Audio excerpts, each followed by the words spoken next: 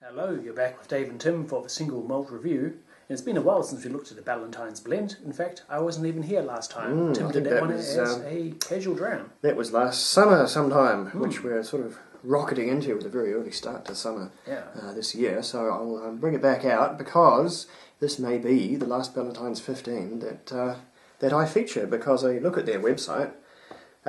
Things have changed over there. They no longer offer their 15 upwards. It sort of seems to stop at the 12, and then they've got some hard-fired thing, and then they, what I'm sure is very lovely if you're into that sort of stuff, Brazil, which is not a malt whiskey. It is a, importantly, spirit drink, and it's got limes or something in it. I really don't know. So I'm not sure what's going on there. I thought tweaked their core range, maybe. Maybe so. Maybe new ownership. Who knows what's going on? But at any rate, while I've got the 12, I thought we may as well warm up with a blend, as we like to do, and we will see what's going on, because I think it's actually a pretty good blend there. So speaking of blending, you want to comment on the kind of plastic pouring nozzle inside the cap? So looks like they're optimising that for, I don't know, cocktails or mixing.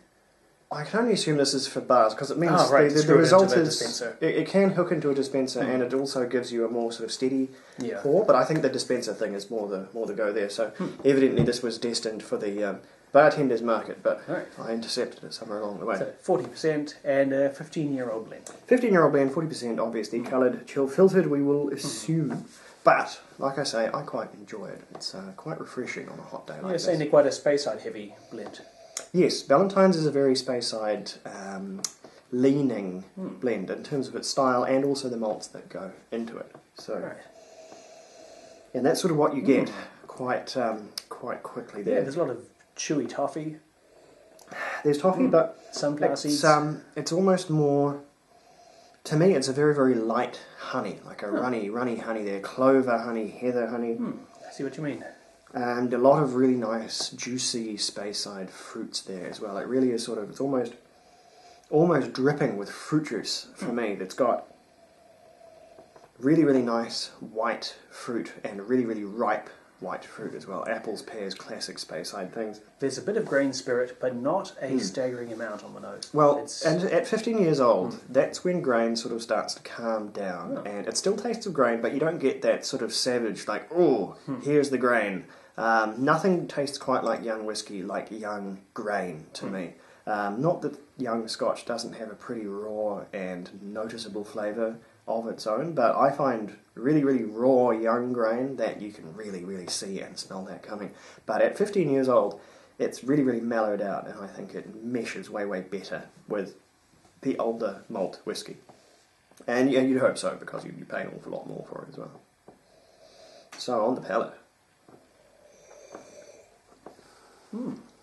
Some of that grain was lying in wait and hit me first up, but then it's right into some spices, a little bit of heat, but mostly, sweetness and fresh baked malty seedy bread. It's very, very fresh and quite refreshing as well, which I think is it's a good thing for a blend, unless you're looking at maybe a sherry dominant one or something significantly older, more heavy that you really might want to think about. I think being refreshing is a blend's friend, really, because they're not usually deep thinkers as far as whiskey goes, and you don't really want to have to think deeply about them when you're drinking them, normally. That's an interesting finish there, though. It's gone into a sort of a tinned fruit salad, then progressing into some slightly bruised apples and pears. Tinned fruit salad, especially sort of tinned pineapple, is very, very, very traditional Speyside kind of a flavour. I'm not quite getting the sort of overripe fruit that you're mentioning there. There was sort of more, I know what you mean, that sort of quite pungent. It's kind of coming through after that canned fruit essence. It's certainly very, very ripe for me, but not stopping just short of overripe.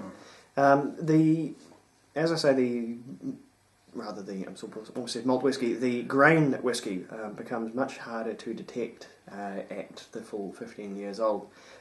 It's sort of in between. It's very, very raw, fiery, spirituous youth, and the very, very sort of syrupy, sweet butterscotch note that it takes on once it gets very, very old, sort of over 20 years old.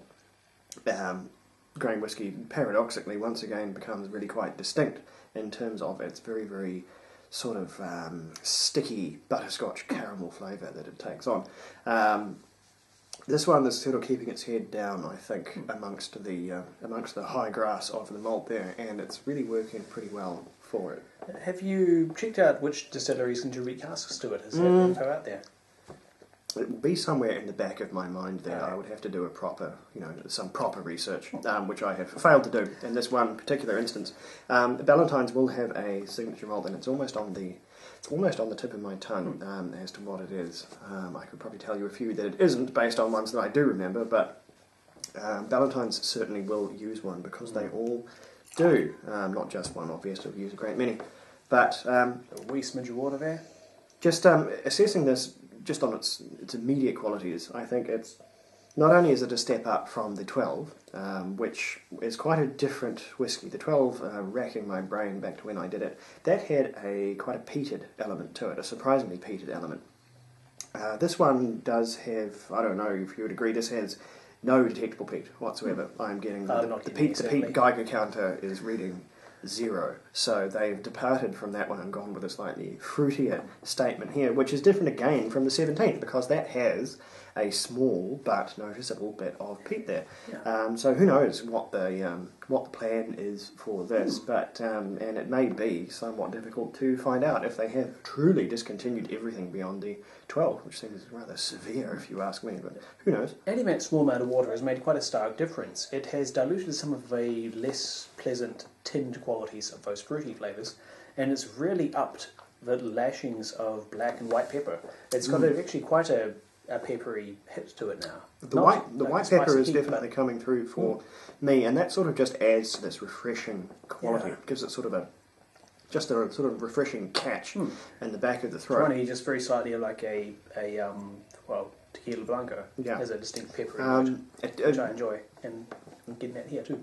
Sort of maybe sacrilegiously, I'd say this is maybe a blend that would even be improved by an ice cube. It could be the hot day talking. The studio lights are already making me sort of the sweat I can feel approaching. But this is a refreshing whiskey made just the more refreshing by a bit of water, or dare we say it, an ice cube. So scores for me for this one. It's not revelatory, or I'm not going away a changed man after trying this blend, but it is, I think, really, really solid in terms of what it's doing, which is being a very, very fruity, very, very Speyside, completely unpeated sort of a blend. And so this one's an 84 from me. Pretty sound stuff. Yeah, it's, for me, a completely satisfactory blend. It's got some interesting quirks. It doesn't stand out, but it doesn't really hugely disappoint either. It earns a 77 for me. So there you have it. If you sound like that's up your alley, I'd say probably get it while you can. I don't think stocks will dry up overnight if they have discontinued all these, but things that are very popular, like maybe dubiously popular after the shenanigans with the Jim Murray score, the 17, and older, those probably won't hang around for too long, so get in, I suppose, if you're after those. But in the meantime, now that we've got our palates sort of geared up, we'll get into something a wee bit different, and we'll be right back. Sláinte.